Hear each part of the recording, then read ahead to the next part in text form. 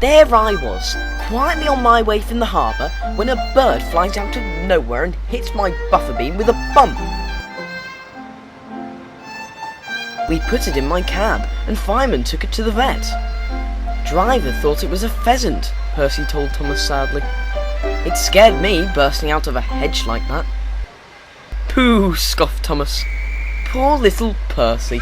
Fancy being frightened by a bird. If I met a bird like that, I'd just blow steam at it.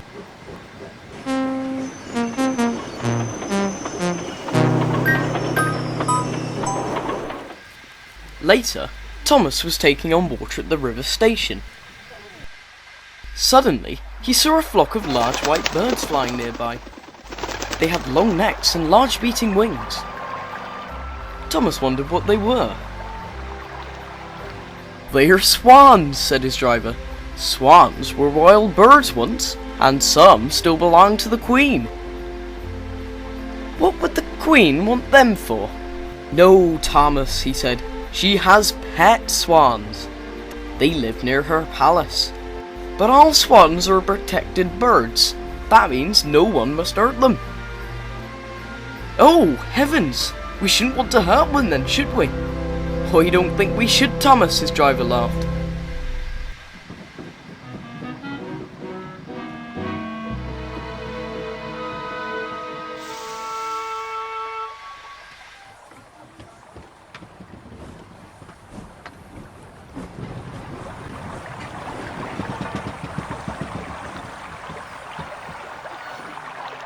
The next day, Thomas was once again taking on water at the station by the river.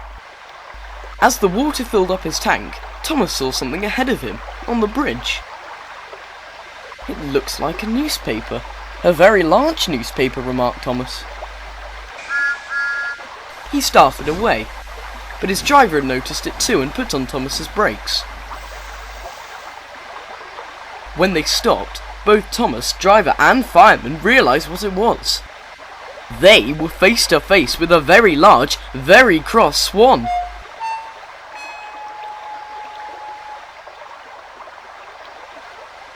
The swan wasn't happy. "Hiss!" it snapped. "Oh!" exclaimed Thomas in alarm. His driver and fireman climbed down from the cab and went carefully forward. The swan struggled to its feet and came towards them. "No, swan. I'm not going to bite us.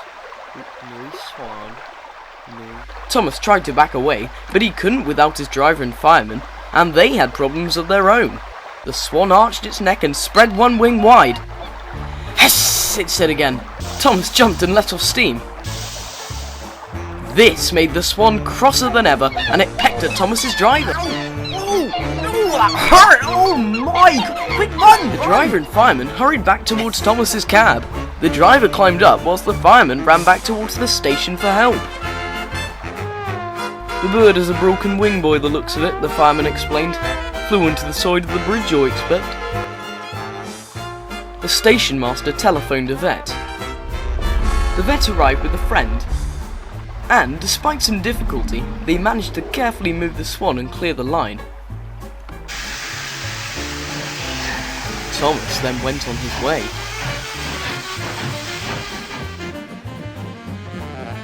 Thomas arrived, just managing to make up for lost time.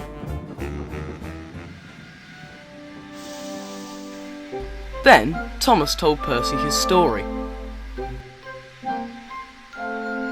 "I thought you weren't scared of birds," said Percy after Thomas had finished. Thomas smiled knowingly.